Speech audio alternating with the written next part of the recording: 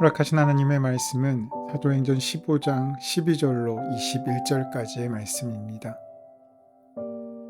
온 무리가 가만히 있어 바나바와 바울이 하나님께서 자기들로 말미암아 이방인 중에서 행하신 표적과 기사에 관하여 말하는 것을 듣더니 말을 마침에 야고보가 대답하여 이르되 형제들아 내 말을 들으라. 하나님이 처음으로 이방인 중에서 자기 이름을 위할 백성을 취하시려고 그들을 보내신 것을 시므온이 말하였으니 선지자들의 말씀이 이와 일치하도다. 기록된 바 이후에 내가 돌아와서 다윗의 무너진 장막을 다시 지으며 또 그 허물어진 것을 다시 지어 일으키리니 이는 그 남은 사람들과 내 이름으로 일컬음을 받는 모든 이방인들로 주를 찾게 하려 함이라 하셨으니 즉 예로부터 이것을 알게 하시는 주의 말씀이라 함과 같으니라. 그러므로 내 의견에는 이방인 중에서 하나님께로 돌아오는 자들을 괴롭게 하지 말고 다만 우상의 더러운 것과 음행과 목매어 죽인 것과 피를 멀리하라고 편지하는 것이 옳으니 이는 예로부터 각 성에서 모세를 전하는 자가 있어 안식일마다 회당에서 그 글을 읽음이라 하더라. 오늘 본문의 말씀이 되는 사도행전 15장 말씀은 기독교 역사상 최초의 종교회의인 예루살렘 공의회가 소집된 이유와 그때의 결정 상황이 무엇인지를 알려주고 있습니다.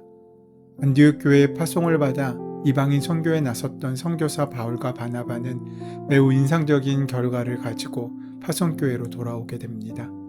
지중해의 섬 지역과 소아시아 지역의 선교는 매우 성공적이었습니다. 많은 유대인들과 이방인들이 복음을 받아들이고 주 예수를 그리스도라 고백하게 되었습니다. 욕망을 따라 살았던 옛 삶을 청산하고 하나님 나라의 꿈을 따라 사는 새로운 삶으로의 변화가 일어났던 것입니다. 성령께서 우리에게 역사하실 때 나타나는 대표적인 현상은 개인적인 삶 가운데 회개와 공동체의 관계적인 연합입니다. 개인의 회개함을 통해 삶의 방향을 하나님께로 돌아서게 되면 그렇게 돌아선 교인들과 교회는 성령으로 하나 된 연합을 이루어가는 것입니다. 그렇게 사랑의 지경이 넓어지는 것이 부흥의 역사이고 성령의 은혜였습니다. 사도행전은 그러한 은혜가 무엇인지를 우리에게 실체적으로 보여줍니다. 그런데 교회가 성령님으로 하나 되어 변화되는 과정이 결코 순탄하기만 한 것은 아니었습니다. 우리는 여전히 자신의 기준으로 신앙생활을 하기 때문입니다. 안디옥 교회도 마찬가지입니다. 부흥의 역사가 교회에 일어나게 되자 복잡한 교리적인 문제에 휩싸이게 되어버립니다.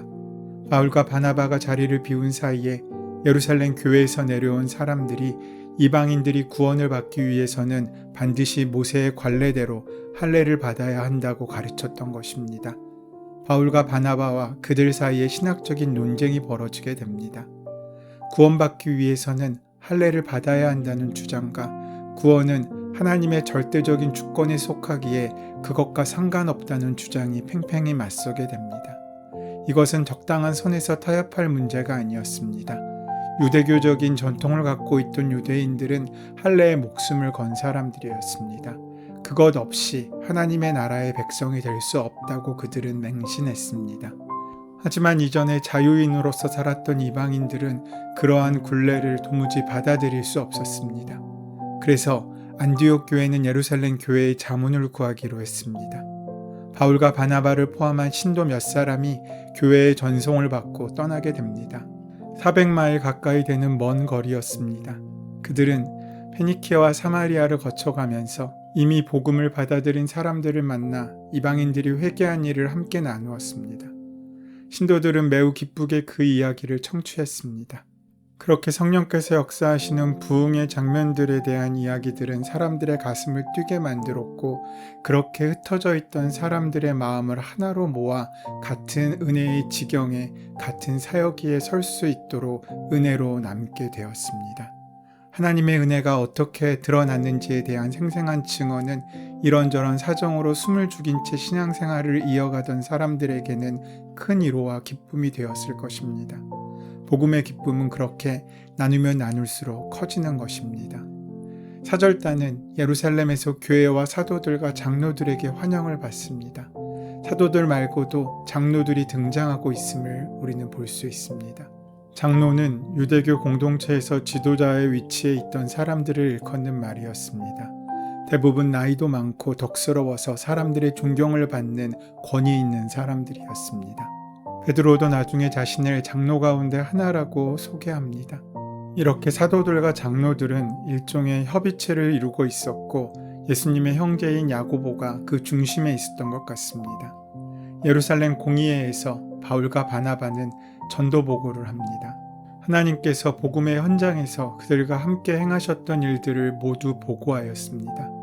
예루살렘에 도착했을 때 교회에 했던 보고를 다시 하였는데 하나님께서 이방인 중에 행하신 표적과 기사에 강조점을 두었습니다. 그런데 사도 바울 일행이 예루살렘 교회로 올라와서 이방인들이 주님께 돌아온 그 보고를 할 때 바리새인 중 믿는 어떤 사람들이 일어나 말하였습니다. 이방인들에게 할례를 주고 모세의 율법을 지키라 명하는 것이 마땅하다라고 말합니다.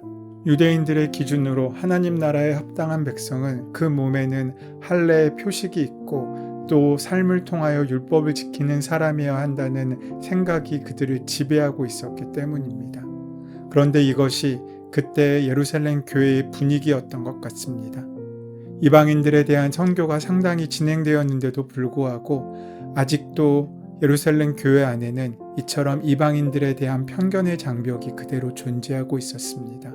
그래서 우리처럼 할례를 받고 우리가 지키는 율법을 함께 준수해야 한다고 그들에게 또 다른 멍해를 씌우고 있는 것입니다. 여기서 우리는 예수를 믿으면서도 예수님의 마음을 진정으로 이해하지 못할 수 있음을 인정할 수 있어야 합니다. 우리도 그럴 수 있음을 겸손하게 받아들여야 한다는 것입니다. 예루살렘 교회는 안디옥 교회의 질문에 대하여 답을 하기 위하여 지도자들을 회의에 소집하였습니다. 교회는 이런 방법으로 문제를 치리하게 되어 있습니다. 한두 사람의 독단적인 결정이 아니라 여러 사람이 함께 모여 성령의 도우심을 구하고 함께 하나의 협의를 이루어가는 과정이 필요한 것입니다. 특별하고 힘이 있는 몇몇 사람의 주장으로 교회를 이끌어가서는 안 된다는 것입니다. 항상 모인 사람들의 의견을 서로 깊이 경청해야 합니다. 왜냐하면 내 안에 역사하시는 성령님께서 그 안에도 역사하시기 때문입니다.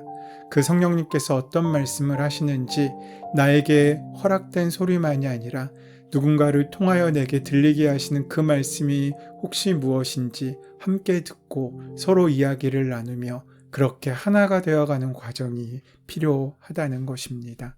이방인들에게 할례를 받게 해야 되느냐 아니냐의 의견이 분분할 때 베드로가 먼저 일어나 이야기합니다. 자신이 고넬료의 집에서 경험한 이방인들의 구원 역사를 다시 한번 간증하는 것입니다. 그는 이방인들이 할례와 상관없이 믿음과 은혜로 구원받는 것을 보았다고 고백합니다. 베드로의 간증을 들을 때 예루살렘 교회 지도자들의 마음이 움직이기 시작했습니다. 이어서 바울과 바나바가 일어나 소아시아 지역에서 일어났던 이방인들의 구원의 역사와 성령의 역사에 대해서 간증했습니다. 우리가 가는 곳마다 유대인들은 전부 우리를 돌로 치고 배척하였는데 이방인들은 우리를 뜨겁게 환영하였고 예수를 믿었고 할례를 안 받았음에도 다 성령을 받는 역사가 일어나는 것을 보았다고 보고했습니다. 예루살렘 교회의 사도들과 장로들과 모든 성도들은 바나바와 바울의 간증과 보고에 귀를 기울이며 깊은 은혜를 받고 그들의 생각의 변화가 일어나게 되었습니다. 우리가 그동안 이방인들에게 너무 굳은 마음, 작은 마음, 고집을 가지고 있었구나. 하나님이 이방인들에게 복음의 문을 활짝 열어놓으셨구나 라는 생각이 그들의 마음 가운데 임했을 것입니다. 그렇게 사람들의 마음이 거의 하나로 모아지고 있었습니다. 그때 예루살렘 교회의 지도자였던 야고보가 베드로와 바나바와 사울의 간증을 듣고 자신의 생각을 말하였습니다. 야고보는 일어나 베드로의 증언을 뒷받침하는 논리를 펼칩니다. 이방인들의 회심에 대한 이야기는 일찍이 예언자들이 전했던 말씀과 일치한다는 것입니다. 야고보는 사도 베드로의 발언처럼 하나님의 구원에는 차별이 없음을 강조합니다. 14절의 시므온은 시몬 베드로를 가리킵니다. 그리고 14절 내용은 하나님께서 베드로를 통해 이방인 고넬료를 돌보신 일입니다. 다윗의 무너진 장막은 예수님을 가르치며 허물어진 것을 다시 지어 일으킨다는 것은 하나님의 말씀이 기초가 된 새로운 나라, 주님의 몸된 교회를 세우신다는 뜻이며, 하나님께서 이방인을 돌보신다는 것은 이방인들을 불쌍히 여기시고 인자하심을 베푸신다는 것을 뜻합니다. 16절에서 18절 말씀은 야고보가 아모스 9장 11, 12절 말씀을 인용한 말씀입니다. 하나님께서 이방인들로 주님을 찾게 하신다는 구약 선지자의 예언이 이방인 고넬료를 통해 성취되었으며, 앞으로도 이방인들은 지속적으로 주님을 찾게 될 것이라는 말씀입니다. 그러니까 주님의 증인들인 사도들과 그리스도인들을 통해 이방인들이 주님을 찾게 되리라는 말씀입니다. 이방인의 구원은 신약시대에 와서 발생한 쟁점이 아니라 오래전부터 변함없으신 하나님의 뜻이라는 것을 밝히고 있는 것입니다. 그는 하나님께서 무너진 다윗의 집을 다시 고치시고 그 집을 바로 세우실 때 남은 자들이 주를 찾을 것이고, 주님의 백성이라는 이름을 받는 모든 이방 사람들이 주를 찾게 될 것이라는 아모스서 말씀을 인용하고 있는 것입니다. 베드로의 증언이 경험과 이성을 바탕으로 둔 것이라면 야고보의 증언은 전통과 성경에 입각한 것이라고 할 수 있습니다. 야고보는 예루살렘 공의회의 헌의된 사항의 결론으로 유대인과 이방인과의 차별이 없음을 알리고 있습니다. 여기서 15절의 내 의견에는에 해당하는 원문의 뜻은 판단하다, 심판하다는 의미입니다. 야고보는 예루살렘 공의회의 의장으로서 최종적으로 판결을 내리고 있음을 보여줍니다. 법정에서 판사가 최종 판결을 내릴 때 자신의 생각으로 판결하지 않고 법 조문을 근거해서 내리듯, 야고보는 성경을 근거해서 할례 준수에 관한 헌의에 대한 최종적인 판결을 내리고 있음을 보여주고 있는 것입니다. 그러면서 야고보는 이방인 그리스도인들이 실천해야 될 4가지 사항을 제안하고 있습니다. 여기서 야고보가 제시한 4가지 금기사항에 대한 권고는 그 당시 이방인들이 관습적으로 행하는 일들이었습니다. 4가지 중 앞에 2가지는 우상숭배에 관련된 일이었고, 뒤에 2가지는 피를 먹지 말라는 율법 규정에 근거한 상황이었습니다. 목매어 죽은 가축이나 짐승의 고기는 피가 빠지지 않았기에 피채 먹는 것과 같았습니다. 야고보가 요구한 최소 의무 상황은 구원의 조건이 아니었으며, 단지 이러한 것을 혐오하는 유대인 그리스도인과의 교제함에 있어서 걸림돌이 되지 않도록 하기 위함이고, 교회의 덕을 세우기 위함이었습니다. 유대인과 이방인들은 살아온 환경과 문화 배경이 다르기에 주님 안에서 조화를 이루기 위해서는 서로를 이해하고 배려하는 마음이 필요하다는 것이 야고보가 제시한 금기사항의 요지입니다. 유대인 그리스도인들은 이방인 그리스도인들에게 멍에를 메우지 말아야 하고, 이방인 그리스도인들은 유대인 그리스도인들에게 혐오감을 주지 말아야 했습니다. 예루살렘 교회는 이런 야고보의 제안을 받아들였습니다. 그리고 그 결정을 바울과 바나바와 유다와 실라 편의 안디옥 교회와 이방인 교회들에게 전달하기로 의결합니다. 이 얼마나 감격적인 순간입니까? 예루살렘 교회가 드디어 변화되고 있는 것입니다. 사도행전은 16장부터 선교 역사의 새로운 장이 전개됩니다. 예루살렘 교회가 변화되고 나니까 세상이 다 변화되는 역사가 일어나게 되는 것입니다. 이방인들에 대한 선교가 새롭게 전개됩니다. 이러한 선교 사역의 배후에는 예루살렘 교회의 변화가 있었던 것입니다. 오늘날 교회도 마찬가지입니다. 교회 내에는 다양한 사람들이 공존합니다. 성경에 위배되지 않는 한 생각이 다른 사람들을 이해하고 배려하는 마음이 우리에게 필요합니다. 우리가 하나님께로 돌아오는 자들의 걸림돌이 되지 않아야 하겠습니다. 나의 잘못된 생각으로 인해 하나님께로 돌아오려는 자들을 괴롭게 하지 말아야 하겠습니다. 방향이 같다면 그 길은 넓을수록 좋습니다.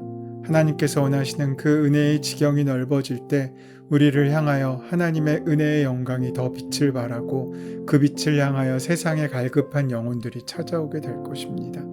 그러기 위해서는 항상 하나님의 말씀을 바르게, 그리고 더 깊이 알도록 끊임없이 하나님께 지혜와 은혜를 간구할 수 있어야 합니다.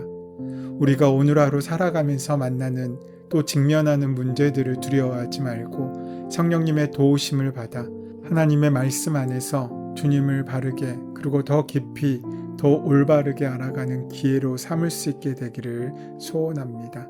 그렇게 나아가는 삶 가운데 하나님께서 은혜의 지경을 넓히시고 더 좋은 축복으로 채우시고 함께 하실 줄 믿습니다.